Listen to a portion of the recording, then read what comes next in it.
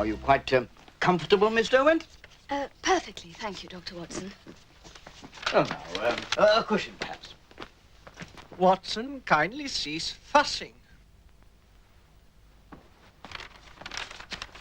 Had this account been committed to paper at the time, This young lady's services would not have been required, nor her comfort your concern. Publication was expressly forbidden until recently. Permission has only just been received. But nowadays, you know, a touch of arthritis is...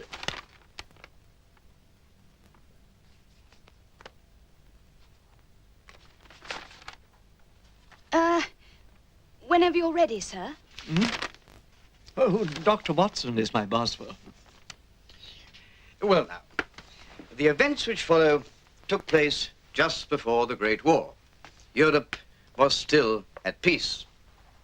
But had it not been for Sherlock Holmes, England would have suffered such an appalling catastrophe during that war as to bring her to the very brink of defeat and surrender.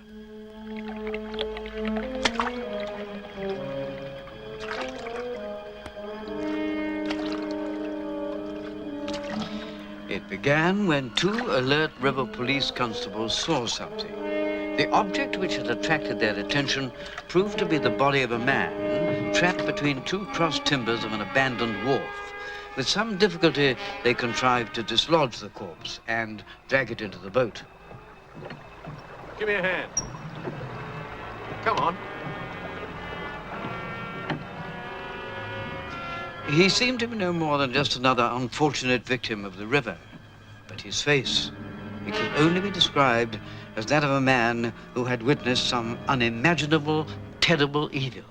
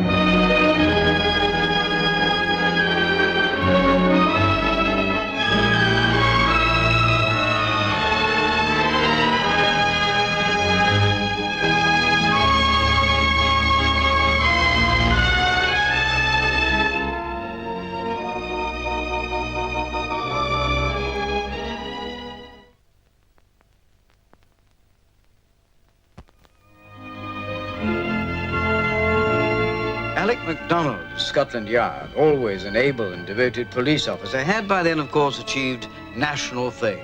Come in, MacDonald.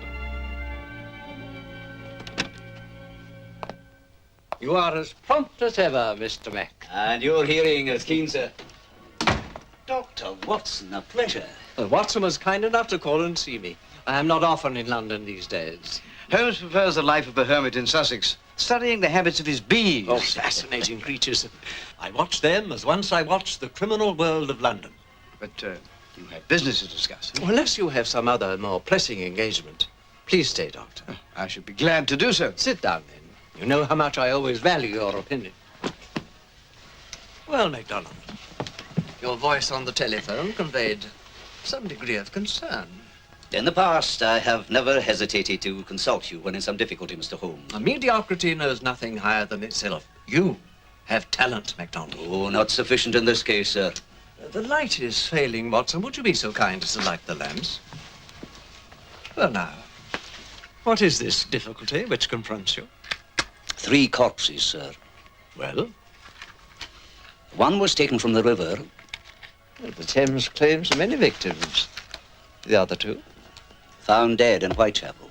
In a cruel world, the poor often die. What is singular about this? The faces, well, as to that you may see for yourself. But the surgeon examined the bodies most carefully. There were no signs of any disease, and not a mark on any of them. Well, no one dies without cause, Mr. Mac. I assure you, sir, there was absolutely no visible cause of death whatsoever. 25 years of age or so. The facial expression. Most singular. You did not exaggerate it, MacDonald. A beggar, judging by his wretched clothes and appearance, in the habit, I would say, of sleeping rough. Found dead in an alleyway where he had slept on a grating. The point is marked on this map. Strange beggarman, Watson. His flesh is firm. His body not that of a man who ever went hungry. He was a professional beggar, sir, who worked this district, among others. Some say he had a comfortable room in Kilburn to which he returned at intervals. But little is known about him. He did not mix with the other poor wretches. And you say the other two bodies have been buried? They were found at intervals over a period. It might have been of some small assistance had I been given the opportunity to compare them. Unexplained deaths are far from rare in this part of London, Mr. Holmes. The local police informed me, but I was engaged in investigating a series of child murders. It was only when this one was found, the third similar death, that I realized... Yes, quite so. But you saw the other two? Yes, they could be exhumed if you wish. Describe them in order. The first was a young working man, respectably dressed. His body was trapped between two timbers under a wharf here. But he had not drowned. The surgeon found no water in his lungs. He was dead before he entered the water. But since there was no apparent cause of death... The Thames is a tidal river. The entry into the waters could have happened anywhere. Did his identity not offer some clue? His identity is unknown. What? Nothing in his pockets, no personal possessions? None. And that did not strike you as curious? It did, but as I have explained... No one came forward? No friend? No relative? No one. The second victim? A homeless down and out. Found dead in a disused basement here. Well, that's not all that far from the grating where this one was discovered. The same area, sir, but a tidy walk along this maze of alleyways. I have paced the ground. And you are positive that the facial expressions of all three were... The same, Mr. Holmes. The same. Holmes, I am reminded... Of what, Doctor? During my service in Afghanistan, I saw many poor fellows dead. A few, wore such looks. Fear, Holmes. Terror. I speak of those captured by the enemy tribesmen and who died in agony. But fear of what? Some person, something, death itself? Some dread disease seemed one possible answer, but the surgeon thinks not. Watson, is there some odor, the slightest trace one would not expect? Perhaps not imagination. But the mucous membrane, Doctor, do you detect a very slight discoloration? Trifles swollen, perhaps. One cannot be certain. We have a swab. When I have finished with this fellow MacDonald, with your permission, I shall examine the place where he was found. Oh, of course, sir. Although... Oh, I shall not require your presence, Mr. Mac.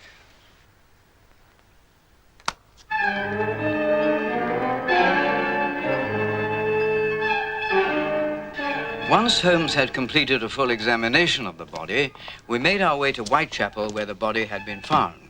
It was a grim, deserted place. The threat of attack, of violence, hung in the very air. I was pleased, just the same, to be joined with Holmes once more, although I devoutly wished this strange case could have taken us to more salubrious surroundings. We approached the grating where the beggar man had died. On it lay a heap of filthy sacking. Holmes was about to push the sacking aside when he paused.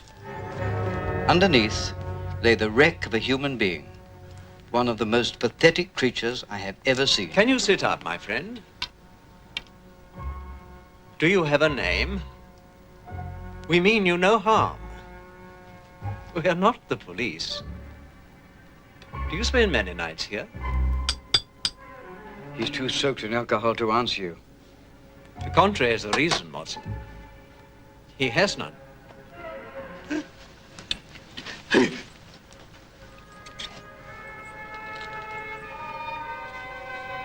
Do you have a name?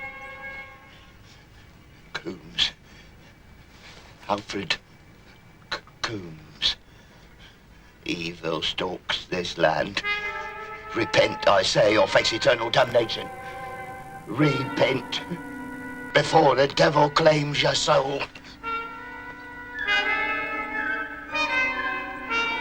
Do you often sleep in this place? If he's not here, Who? he claimed it. He kicked me aside as if I was a dog. But he was punished for his sins. How? By burning in hell till all eternity. They took him. Did you see this? But I've seen them. I know.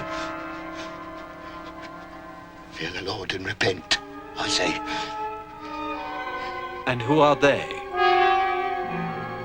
Demons! Devils incarnate! Bodies of men, but faces of pigs. They got holes for eyes and snouts for noses. The devils from hell! Devils. The evil ones in search of evil.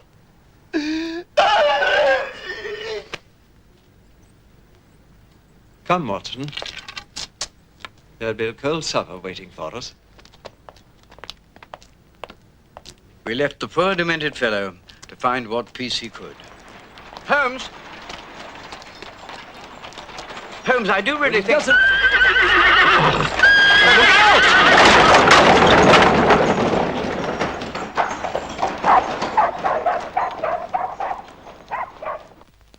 Holmes had become obsessed with the case.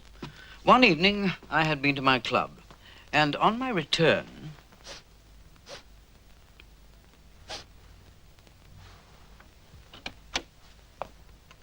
Holmes, what on earth? Close the door, man. Quickly, quickly. The draft. The temperature is critical. First, I attempted an analysis. Of what? The swab I took from the body in the mortuary, of course. But without success. This is infuriating, Watson. I am certain there is a trace of some chemical substance unknown to me. Now, all day I have tried to reproduce it, but... Oh, not now, Mrs. Hudson. I must speak to you, Mr. Holmes. I told you I did not wish to be disturbed under any circumstances. I'm sorry, but Oh, Mr. Holmes, I did hope all this was done with. I fear for my very life. There will be no explosion, Mrs. Hudson. I promise you. Now, having entered without permission, kindly withdraw. There are two gentlemen downstairs to see you. Then send them away. I can't, Mr. Holmes. One of them is the Home Secretary, in person. He insists on seeing you on a matter of great urgency. Very well. Give me a few moments and then show them up. A wasted day, Watson. You once took the liberty of informing me, I recall, that my knowledge of chemistry was eccentric. Well, on another occasion, I referred to it as profound. Not so today, I fear. Holmes? Hmm? And yet I am close, Watson. I know it, I can feel it, but I cannot make the final connection. I cannot grasp it. It remains out of my reach. What is the it to which you frequently refer? The truth, Doctor. Come in. The Home Secretary and another gentleman, Mr. Holmes. Thank you, Mrs. Hudson. Pleasure to see you again, Mr. Holmes. Most kind of you to call. This is my friend and colleague, Dr. Watson, who is occasionally good enough to help me in my cases. Dr. Watson. Home Secretary? May I introduce Mr. Sherlock Holmes and Dr. Watson? Doctor, it is a great honor to meet the detective who stands alone in Europe, both in his gifts and in his experience. Whom have I the honor to address? Until we know if you will assist us, it is better if I remain unknown to you. Your Home Secretary will vouch for me. The situation is extremely delicate, Mr. Holmes. Pray be seated.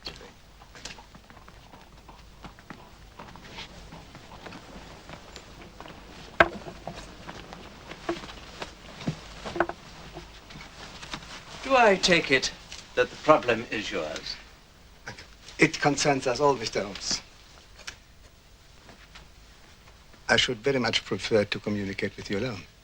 Oh, of course, sir. Kindly say, Watson, if you please. It is both or none. You may say before this gentleman anything which you may say to me.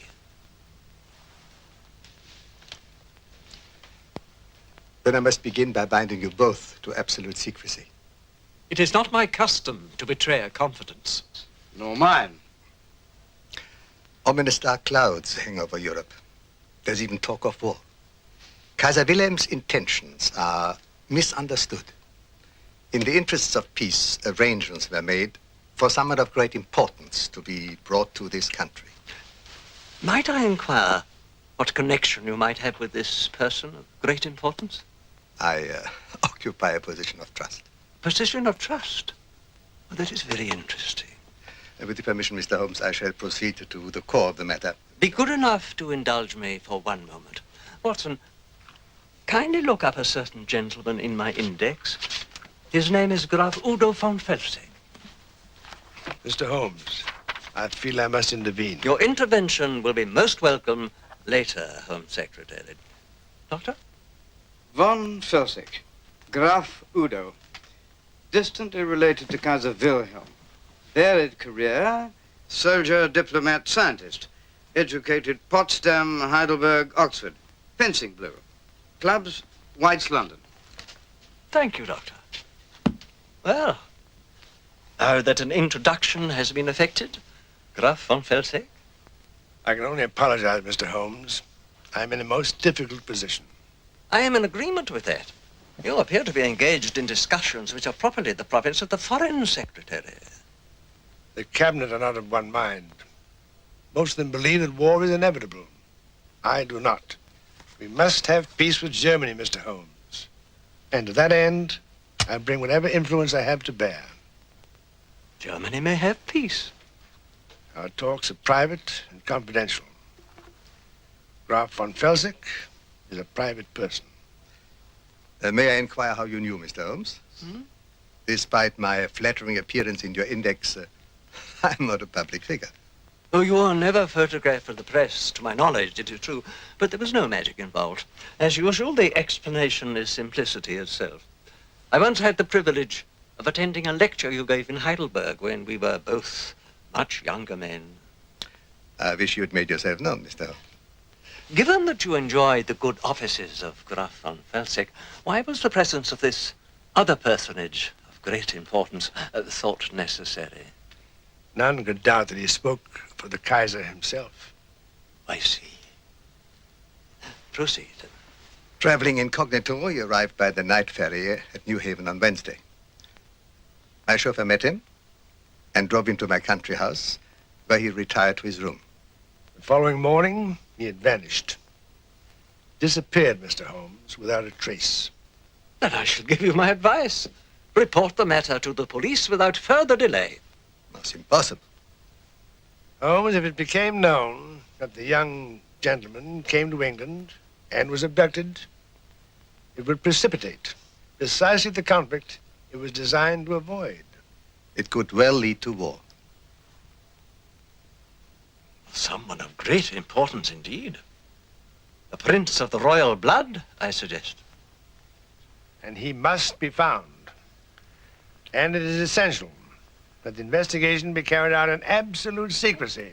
That is why we have turned to you, Mr. Holmes. There is no one else. I find myself in a difficulty. I am engaged on another case. I thought you retired. An old acquaintance has asked for my assistance. May I know for whom you're acting? I have been consulted by MacDonald of Scotland Yard. The Metropolitan Police are responsible to me. I'm in a position to relieve you of your obligation. Surely that will discharge the matter. Please, Mr. Holmes, I beg you. I urge you to remember what is at stake, Holmes. You can return to MacDonald's case later. It cannot be as vital as this one. Find the young man first. Very well. Thank God. Germany will be eternally in your debt, Mr. Holmes. My card. Thank you. My chauffeur will meet the train departing at Marylebone at noon tomorrow, if that will be convenient. Perfectly. Gentlemen, I bid you good night. Good night, Mr. Holmes.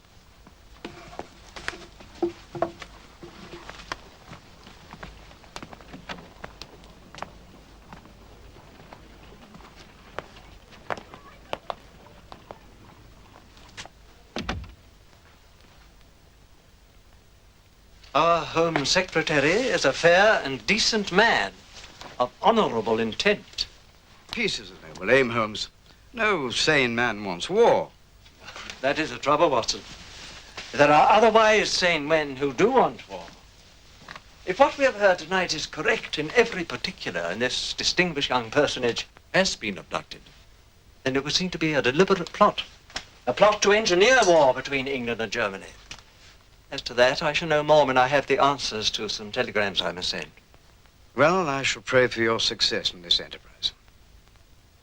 Good night, Holmes. Watson,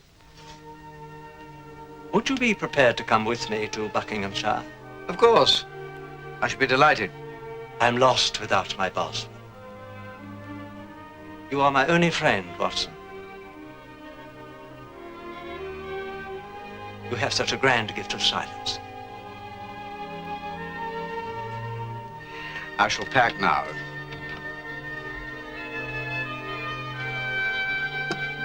This is a deep business, Watson.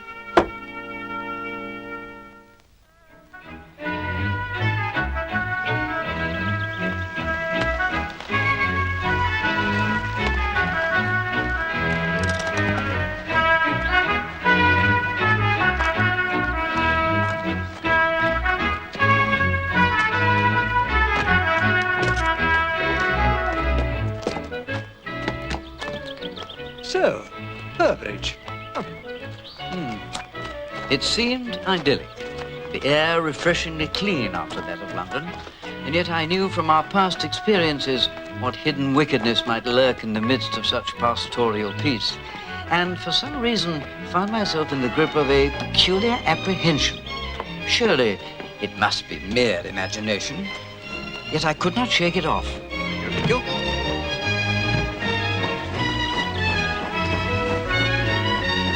Good afternoon.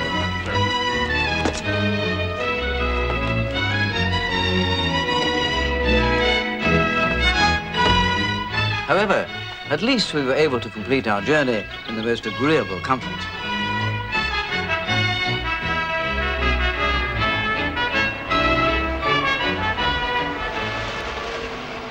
While the house was a delight to the eye, Graf von Felsick was surprised to see me. Thank you. You are indeed welcome, Mr. Holmes. Why, thank you.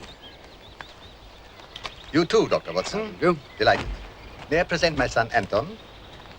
How do you do? How do you do? I thought it likely you'd wish to occupy this room, Mr. Holmes. Thank you. Another one will be prepared for Dr. Watson.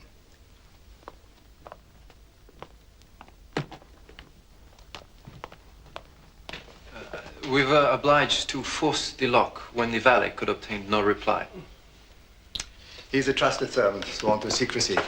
Will answer any questions when he has unpacked for you. Later will do for both. It was locked from the inside. Yes. And the key? Everything has been left exactly as it was. The bed had not been slept in. Clothes? Those he traveled in had gone, except for his boots. He must have changed into shoes. The remainder? They're still in the wardrobe and the chest of drawers.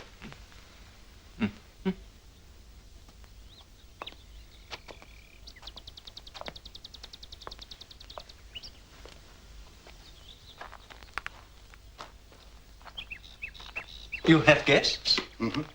They were here when the young man disappeared. For what purpose? I have many English friends, Mr. Holmes. They have not been told what happened, of course. Were they aware that this personage was arriving? I'm confident they could not have known. His visit was arranged in complete secrecy. Nevertheless, I suppose you'd wish to speak to them discreetly. Hmm? Oh, I beg your pardon. Some telegrams arrived for you, Mr. Holmes. Thank you. Mr. Holmes, you will agree that your real purpose here must remain a closely guarded secret. With your permission, therefore, I shall explain your presence here merely as a friend and distinguished guest. If you would care to accompany me now? First, I must examine every aspect of this room and its contents. I shall also need a photograph of the young man. And now, if you please, Dr. Watson will go with you. Please, Doctor.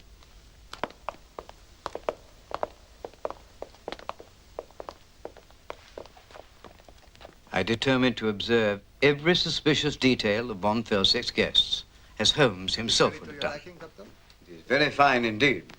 Who knows it, Sherry? I'll say that for him. Dr. Watson, my good friend Frederick Baines. Mr. Baines? Good to meet you, Doctor. Here to drum up a few more patients, are you? Mr. Baines is a shipping magnate. Finest fleet of cargo ships in England, built up from nothing. May I present Dr. Watson, Lord and Lady Claremont. How do you do? Hello, sir. Rupert, I've been looking for you.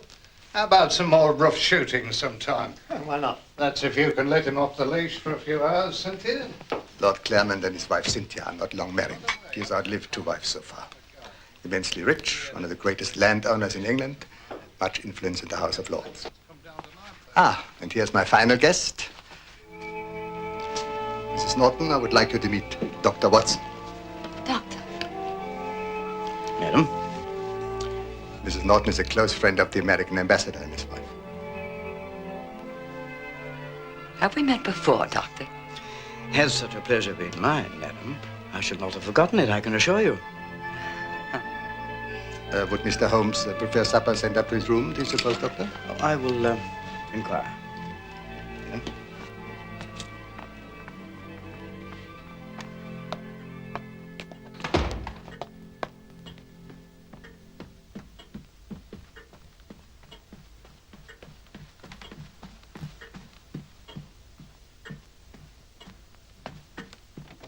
Holmes? Holmes!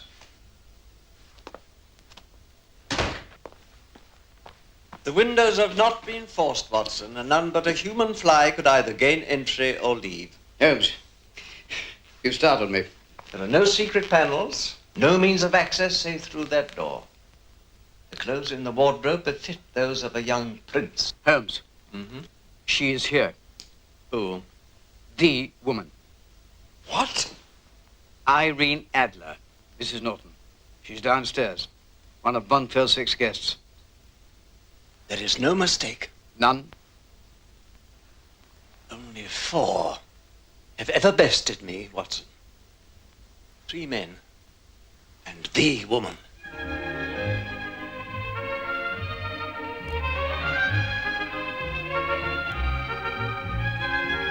At dinner, I scarcely noticed the excellent food and wine. On the surface, it was no more than a number of guests being entertained in grand style. But one or more of them must be guilty of a crime which could have inconceivable consequences. Lord Claremont, I noted, paid little heed to his lovely bride, while Baines was deep in some private conversation with Anton. Von Felsick wore a somewhat strained look, as well he might in the circumstances. The peace of nations was at stake. Holmes and Irene Adler, for such she will always be to me, resembled 2 fencers before the contest begins. Holmes' eyes were like ice, hers bright and mocking. Near a quarter of a century had passed, and yet she was as beautiful as ever. That woman of dubious and questionable memory who had once outwitted the great Sherlock Holmes. Lord Claremont, obviously admired her. Or were they Confederates? Was that it? Thank you. May I? No, thank you. I understood you had left England with your husband, never to return. We made our way to America. It was reported that you had not recovered from a serious illness. The reports were exaggerated. As perhaps for those of your retirement. I am a man of leisure. And I a widow. Evidently you were left well provided for. Are you concerned about my welfare? Your husband prospered. He became a corporation lawyer in Washington. And later a close friend and advisor to the president. No doubt you entertained extensively in Washington and acquired that considerable degree of political influence which a clever woman may exercise. Oh, are you interested in politics? I have been told that my knowledge of the subject is feeble. I take leave to doubt that. You know Udo von Felsick well. Oh, he is an interesting man. I look forward to knowing him better. I'm sure that you will. If that is what you wish, Mr. Holmes. Your acquaintance with him is no doubt lengthier than mine. You are already the better informed, I fancy. Oh, it's later than I imagined.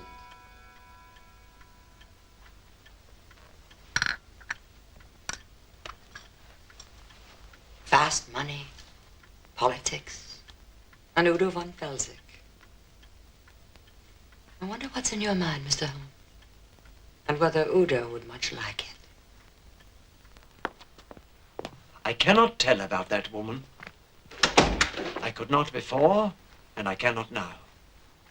We are told that an important personage, by implication a German prince, arrived at New Haven on Wednesday, was conveyed here, and disappeared from this room. I considered it likely that the account was a complete invention. Why? I have good reason, but I am not free to tell you what it is. But if so, for what purpose? If I could enlighten you as to that, I should not be here. I sent telegrams. The New Haven police, the customs, the port authorities, all of whom have been obliged to me in the past. The ferry arrived from Dieppe on time. A police constable describes the motor car and chauffeur to perfection. The customs officer distinctly recalls a young man muffled against the evening chill, of upright bearing and an air of distinction, who spoke in German. The same young man was greeted deferentially by the chauffeur, who drove away with him. But if you harbored such grave suspicions, was it not unwise to have these telegrams sent here? I expected them to be opened before they were handed to me, but I studied the envelopes under my glass, and I swear they have not been tampered with. So all this must be true. The prince was taken from this room. But how? Oh, that is easy. I knew how it could have been done immediately, but at that moment, I did not believe there had ever been anyone here.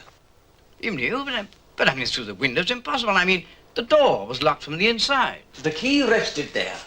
In such a house, there would be more than one key to each room. A second key was used to open the door from the outside. The business done, it was locked again, but from the outside, and the key returned.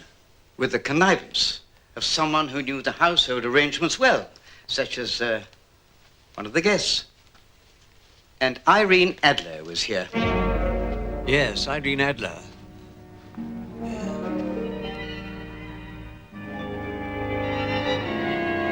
That night I slept fitfully. In the early hours, I awoke. I fancied I'd heard some unusual sound.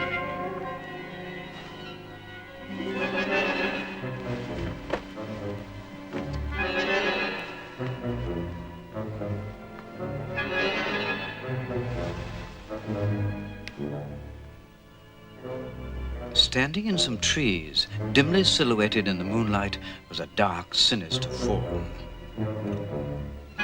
Flung on some clothes as rapidly as I could, grasped my stick for protection, and hurried outside.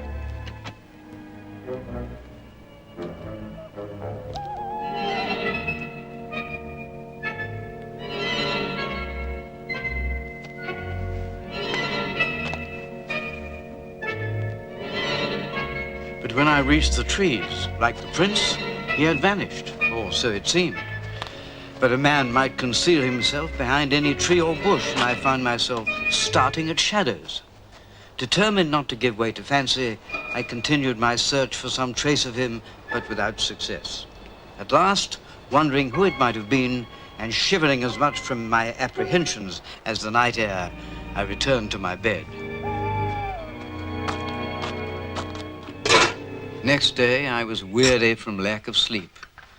Perversely, Mr. Baines was in conversational mood. Hang it all. We're civilized people. This is the 20th century. War's not the answer. We want trade with Germany, not war. I want to see my ships sail in the world, not rotting at the bottom of the sea. Damn it. The Germans aren't daft enough to go to war. After all, England and Germany, our royal families are related. And this alliance with France, why, the French have been our enemies for centuries. What happens in Europe is no concern of ours. Dirty place, Europe. Except, of course, for Germany. I mean, they have exactly the same values as ourselves, the Germans.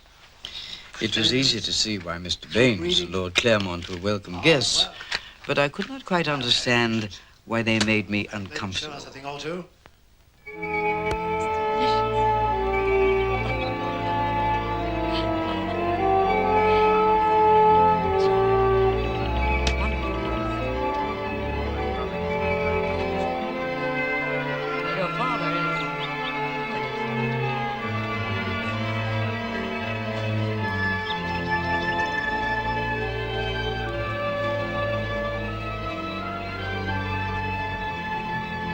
The young man is attentive? Like father, like son. Udo was showing you over the house this morning. It also appeared you were questioning a number of the servants. I've seen you at work before, Mr. Holmes. Your purpose here interests me.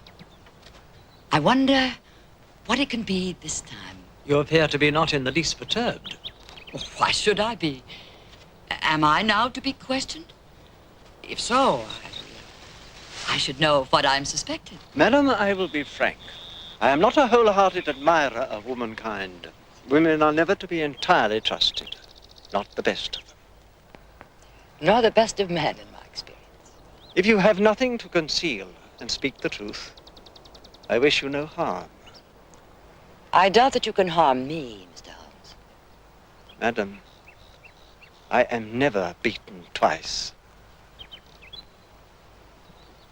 You appear to be a good friend of Graf von Pelzig's. Do you choose not to explain?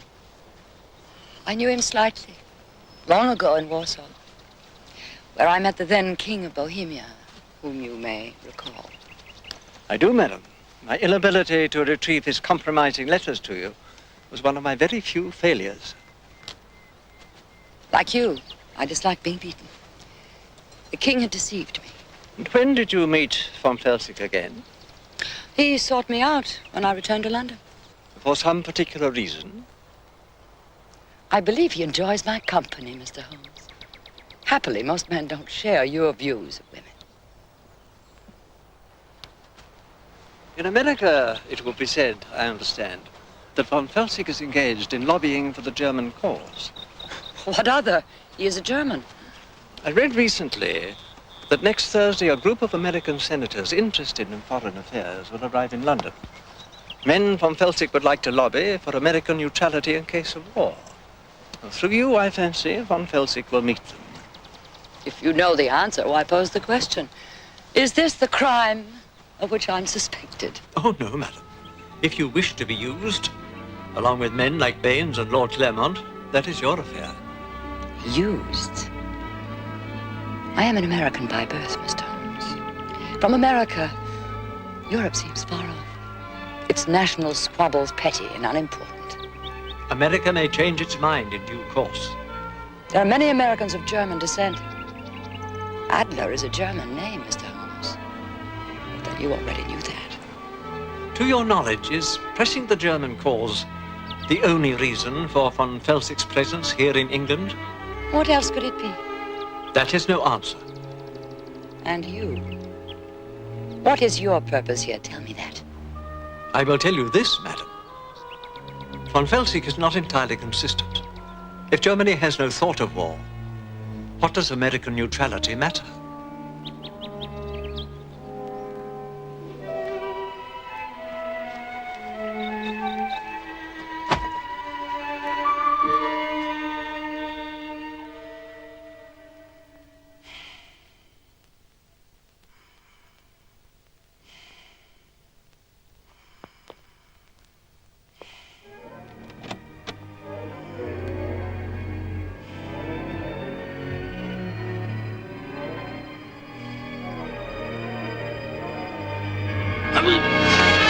Get dressed, Watson, and in silence.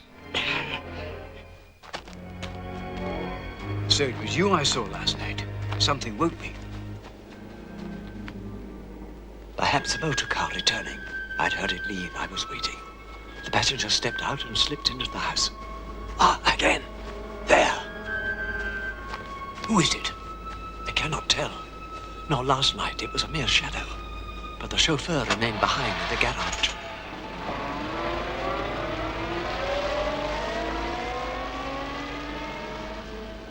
No lights.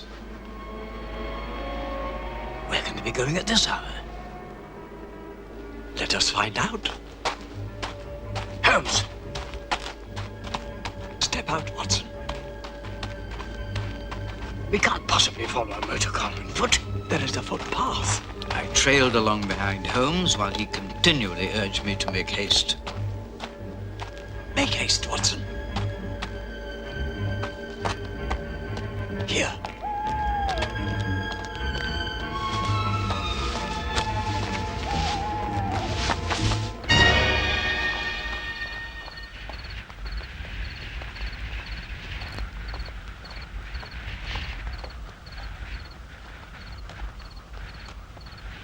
At last, Holmes drew me to a stop, close to the edge of a chalk pit.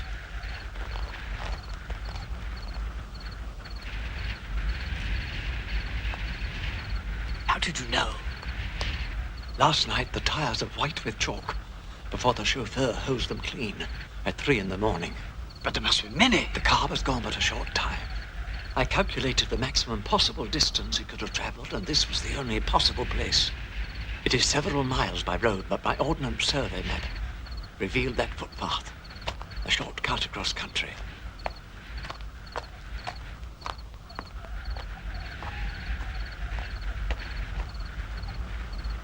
A signal. To whom? We shall see.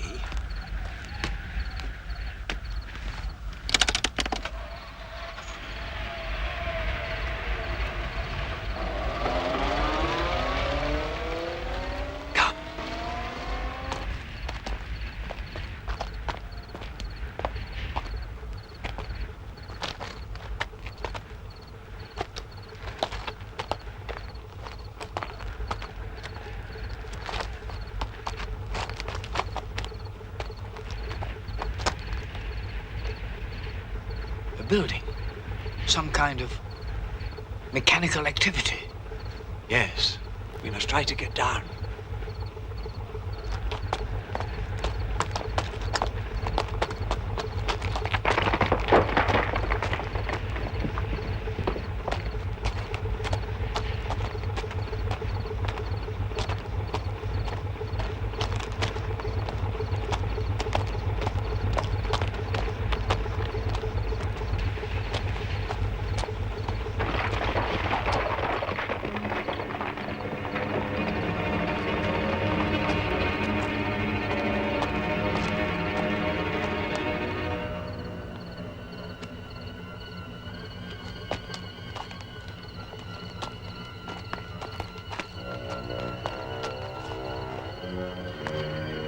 What is it? Wait there. If I call out, do not reply. And do not move. But what? Do not move.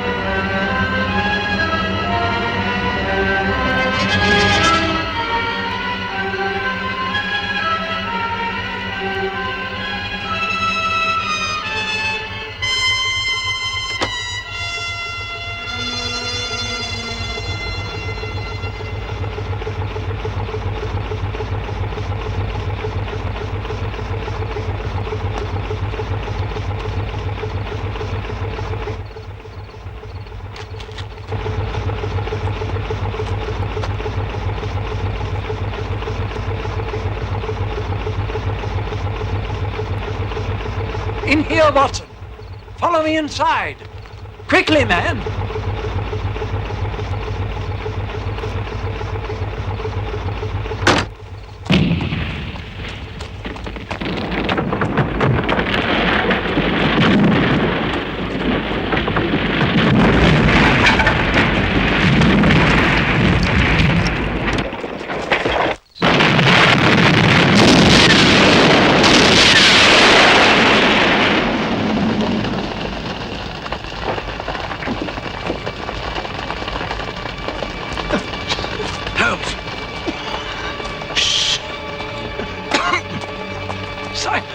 Silence for your life. Der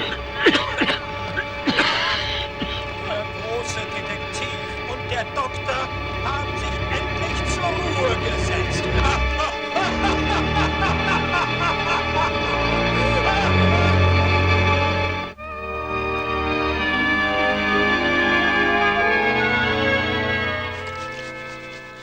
The engine was merely a pump left running. The signal was intended to lure us on, and I took it like any innocent. In this case, I had committed one blunder after another. Watson, I don't quite know what to do, and I should value your advice. Let me expound. Pray do, sir. Now, one thing is certain. This whole business is a fraud, concocted only to entice me to this house. For what purpose? Well, to bring about my death tonight or some other night. But no one could possibly anticipate that you would hear the car in dead of night, that you would deduce where it had been, or that you would then find your way there. On the contrary, Watson, the trail was carefully laid in the confident expectation that I would follow it. My methods and my infernal curiosity have been accurately recorded, Doctor. Someone of evil intent has studied them carefully. But why should this someone go to such lengths? I mean, why not a bullet or a knife? Here in this room or in the grounds? Simple murder would not do. The Home Secretary knows I am here. Now, it had to appear to be some inexplicable accident. And the Prince? What a device to induce the Home Secretary to press the case upon me, and so bring me here. But someone arrived in New Haven. The telegrams. Yes. Someone arrived at New Haven. Who?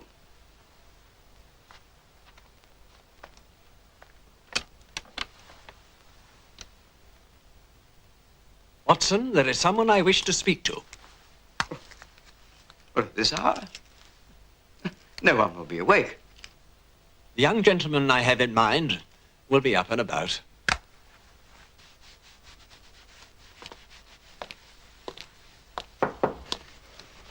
Good morning, young fellow. Morning, sir. If it's not too much trouble, I would like my boots. I've just finished them, sir. You know which are mine? I know them all, sir. Those are the master's, those his lordship's. Here's a test for you. A shilling, you cannot tell me to whom these belong. That's easy, sir. Clothes are one thing, Doctor. Boots another.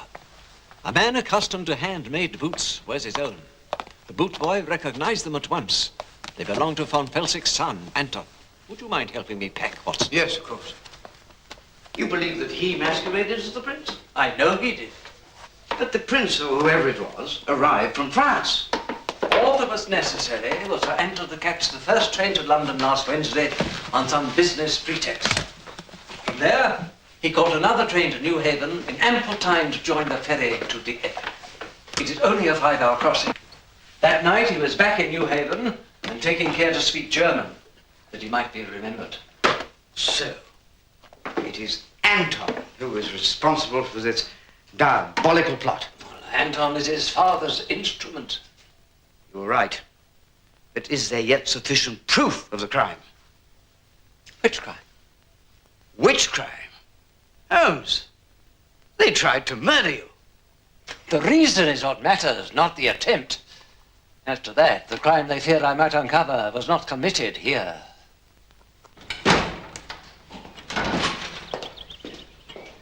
Good morning.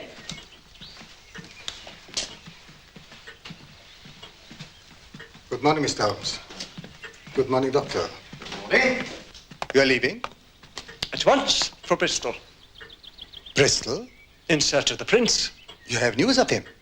This is not the time for details. I shall enlighten you as to the full truth of the matter in due course. Make heads, Watson.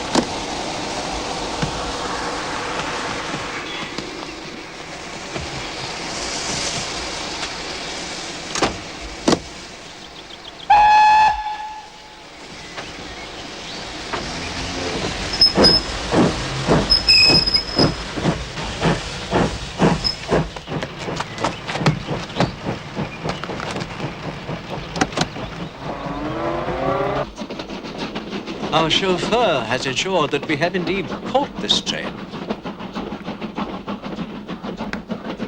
We're on time. Good. In a fast car like that, he could reach Bristol before a slow train like this. If we are truly going to Bristol. At the third stop, if I read my Bradshaw all right, we can just catch the flyer. Non-stop to London.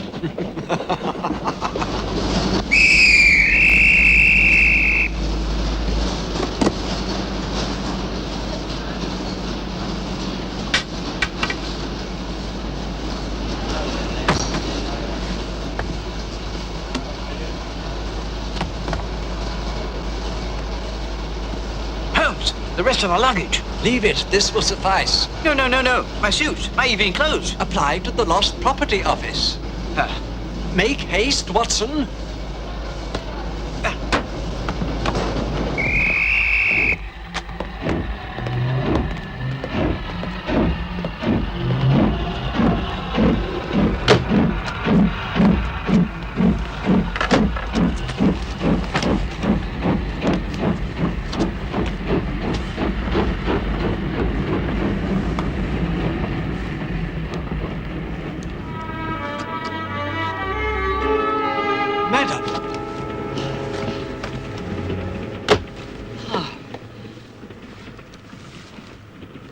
Udo told me you caught the train to Bristol. Be so kind as to explain your presence, madam. I received a letter this morning. I chose to regard it as a summons to London. Mr. Baines was so good as to offer his Rolls Royce. Halfway to the station, I changed my mind in favor of the flyer.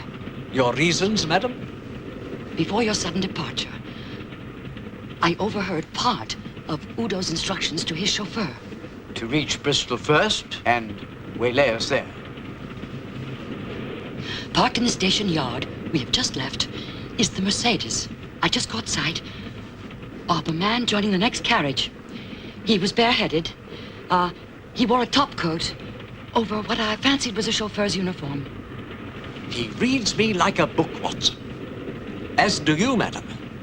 Although I wonder why you have gone to so much trouble. You have not previously shown much inclination to assist me. You refused to explain your purpose. You treated me with suspicion. I found your attitude offensive. That's true. But I have no reason to wish you dead, Mr. Holmes. Udo von Felsick does. Why, I don't know. That slow train was infernally grimy. I must wash. Mr. Holmes, a little grime can wait. Your life is in danger. I suggest you find a seat at the front of the train and remain there until we reach London. I prefer to remain here.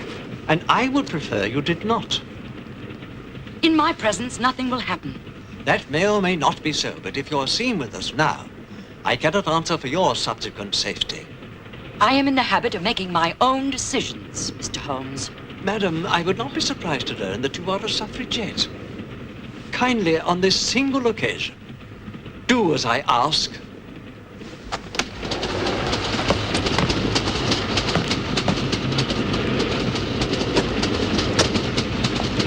Please.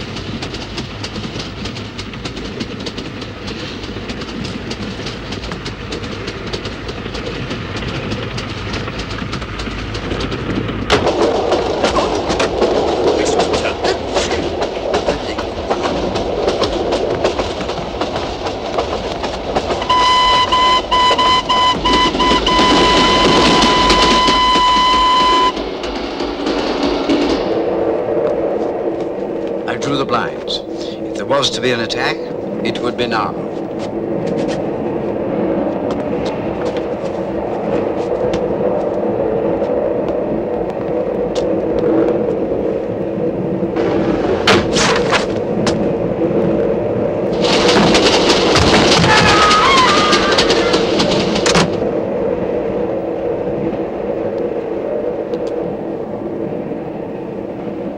I would have preferred the opportunity to question the fellow, Doctor.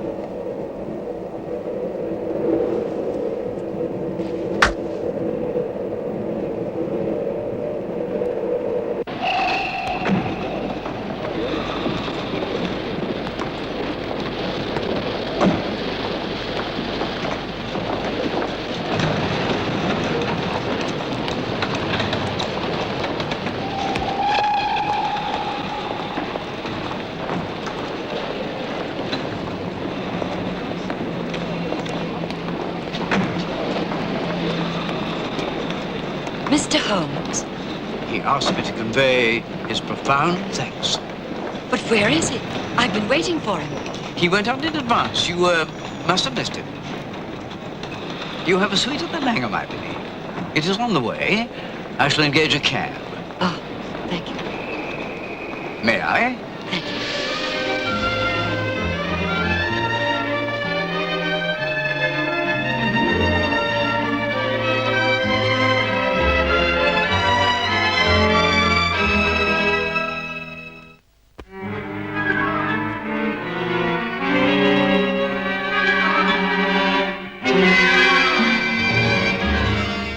Alfred Coombs.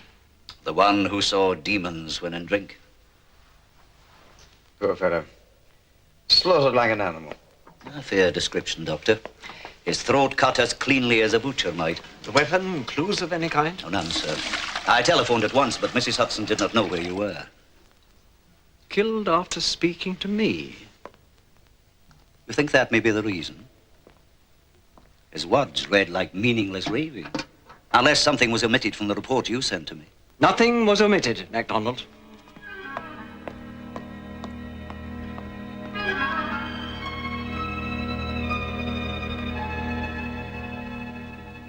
Holmes shut himself away. I scarcely saw him for 24 hours. I feared another attempt on his life.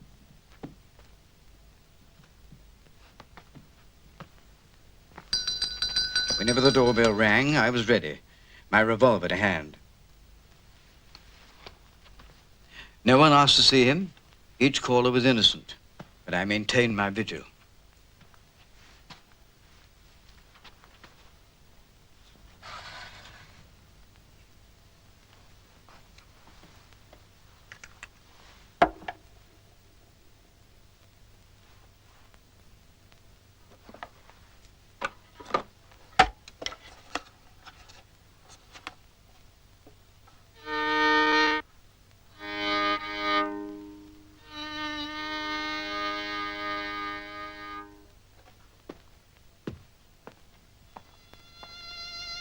It was Holmes's final search for inspiration, his eternal last resort.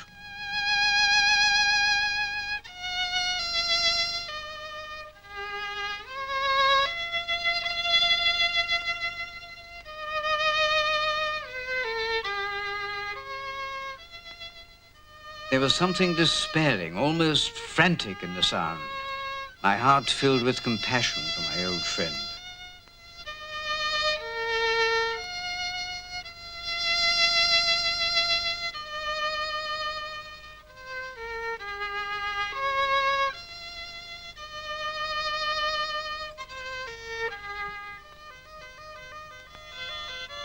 Suddenly, the gaslight began to fade.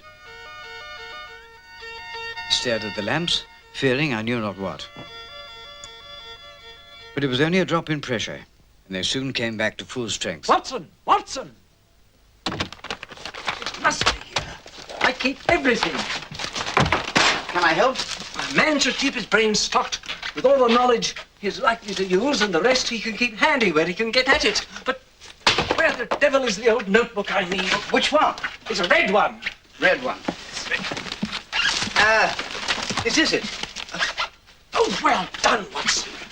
Now I want the maps. showing the path of London's public utilities. Public utilities. They're classified under district. Whitechapel, of course. Whitechapel.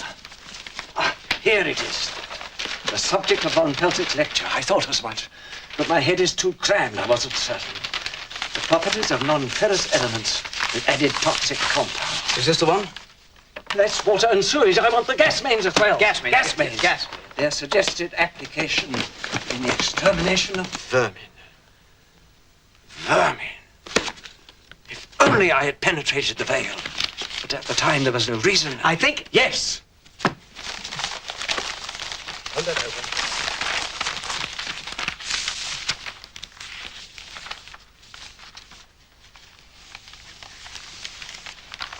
When you have eliminated the impossible, Watson, whatever remains, however improbable, must be the truth.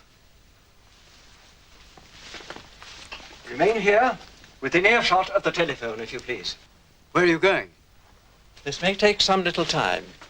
Do nothing unless you hear from me. Is that clear? When will you return? Should I send for you, there may be some little danger. So kindly put your service revolver in your pocket.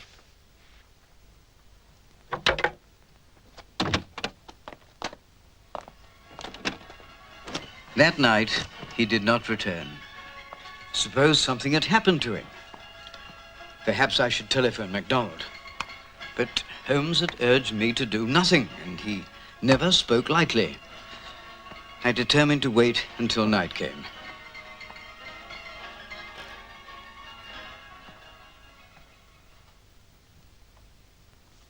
Despite my apprehensions, I dozed off. With a start, I woke. It was late. I feared the worst. Surely it was time to inform the police that Holmes was missing.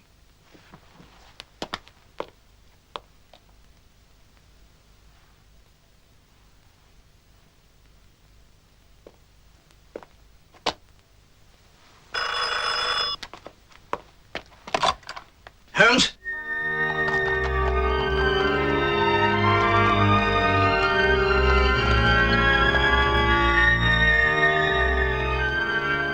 Memorizing Holmes's instructions, I hastened to follow them. Having discharged my cab, I made my way towards our meeting place.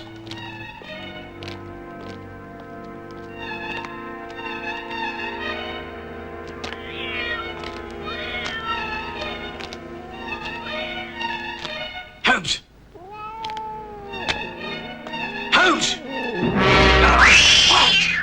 You'll spoil everything, calling my name like that. You're strangling me!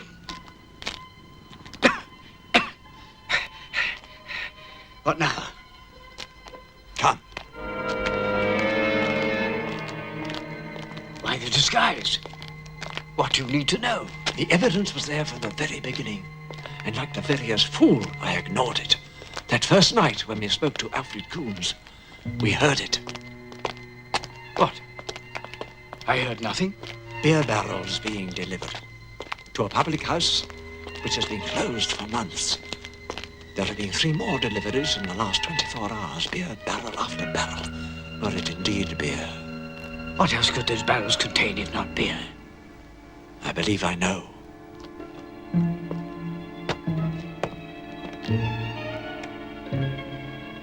Not a sound.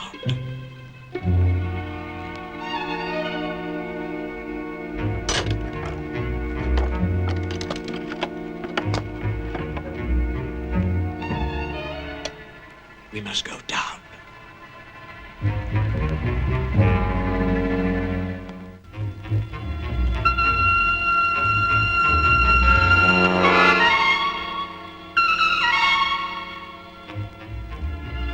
It's empty.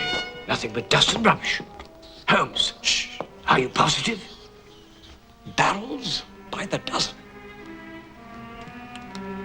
They've been moved already. Help me search for a concealed entrance.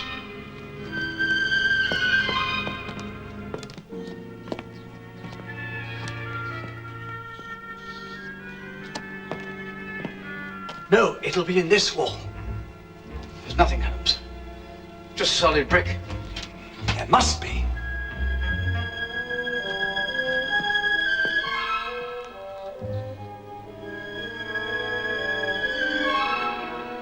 Ah, do you see, Watson? No dust. Perhaps a handhold.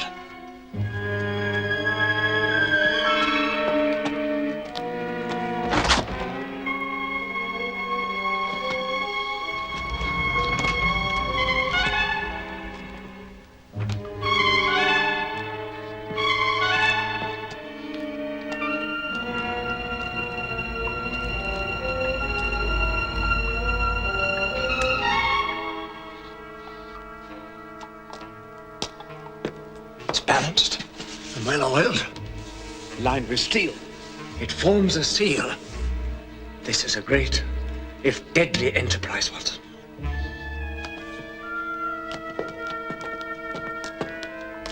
It's an old abandoned sewer, linked with others which they had utilized. It's ventilation. Above is the grating. There must have been more than one accident. In the first, I fancy, one of their own fellows was killed. And they disposed of him in the Thames. And the proof lies beyond that door. Come.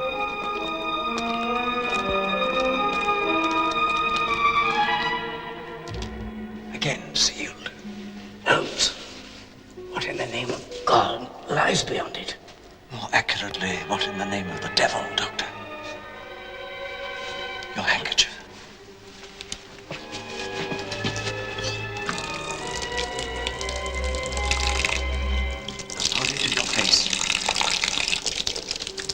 Breathe as little as possible.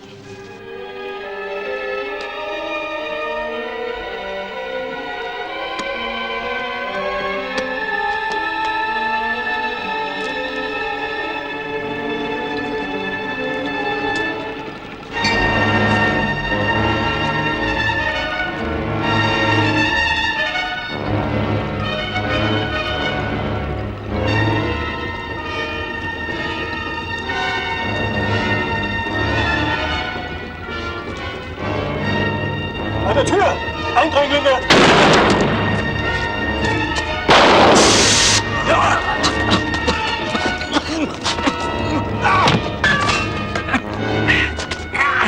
Abschalten! Abschalten!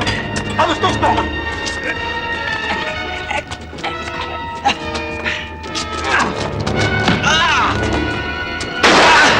Watson!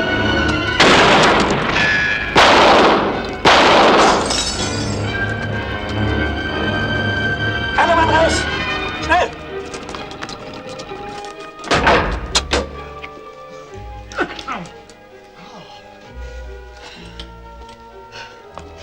There is no need for that, Watson. But Dad... Do come along, Watson.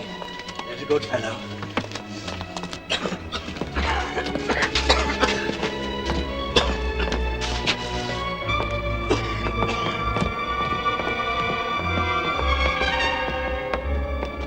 Now, how badly are you hurt? Oh, a mere scratch, Holmes.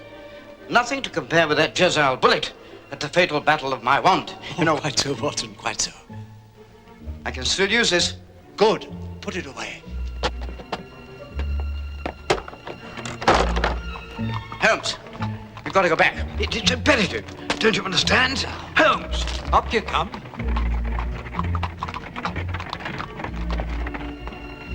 That's right. Up. They must have an escape route. They can get away. Provided the admirable MacDonald has followed his instructions to the letter, I rather think not. Keep moving. And he has, Doctor. Here he is now.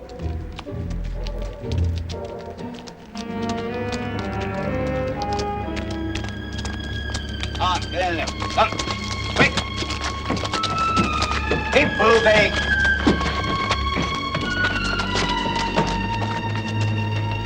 Mr. Holmes.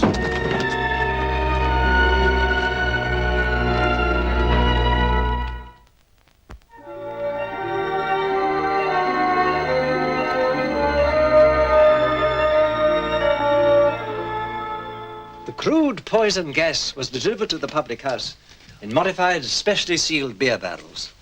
There, it was treated to render it even more toxic and pumped into cylinders under pressure. These were conveyed to the base of the nearby gasometer. The tunnels had been extended and connected to the main supply. Holmes, they detained me in hospital, remember? I'm still not completely au fait. Well, most houses in London are still lit by gas. The poison gas would have been fed in under pressure from the normal supply into the homes of the unprotected population. The number of deaths would have been appalling. This was to be done now, in time of peace? The devices were to be left in place to be activated by, as it were, remote control when war came. How? Now, this was to be the final connection to the main pipe. You will see a glass membrane has been inserted. Now, that glass is strong enough to withstand ordinary vibration, but any excessive movement caused by an explosion, for instance, would shatter it and allow the poison gas to enter the domestic supply. An explosion? A bomb planted by an enemy agent? More likely bombs dropped from Graf von Zeppelin's huge new airships. Terrible. Terrible. And von Felsick, is he... Von Felsick made his escape, Doctor. We may not have heard the last of poison gas, I fear. Ghastly. But there's one thing I cannot grasp. How did MacDonald know where to wait? There could be only one reason for von Felsick's attempt on my life. My interrupted case here in London. When I began to discern the truth of that, I recalled the unknown fellow found in the Thames. One of theirs, you said. Killed in some accident by the poison gas. Like the later two victims. Now, close to where he was found was a sewer outfall. I noticed that sewer ran close to the old tunnel I suspected. Now, his body was thrown from that sewer outfall, but by some chance became lodged under the wharf. That sewer was their obvious means of escape, should they be detected. So you deliberately sought to drive them out while Mr. Mack and his men waited. But the sewer, Holmes, It was only a guess. You couldn't possibly have known for certain. I never indulge in mere guesswork, Watson. You should know that by now. I had inspected the sewer outfall before instructing MacDonald. Moored nearby was a sturdy seagoing boat registered in Germany. I beg your pardon, Mr. Holmes, but this letter, delivered by hand, addressed to Sherlock Holmes, Esquire. It would be, Mrs. Hudson. I live here. Thank you. Well, put it down somewhere, please. Mr. Holmes, it carries the royal crest. Thank you.